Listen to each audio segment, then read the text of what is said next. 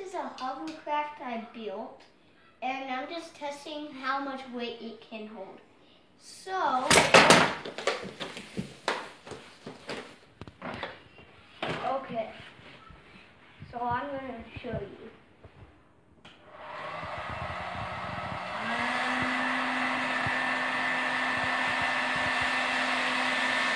Let's do a move.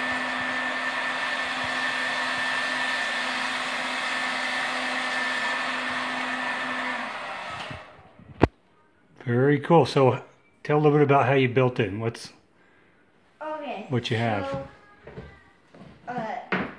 what I did is we got a trash bag.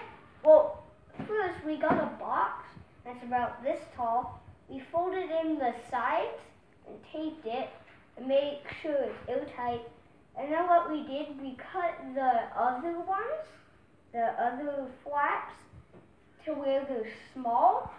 And then what we did, we got a trash bag, a black one, and we cut it to where that's small. Then we wrapped it over and we tightened it with these and tied them together.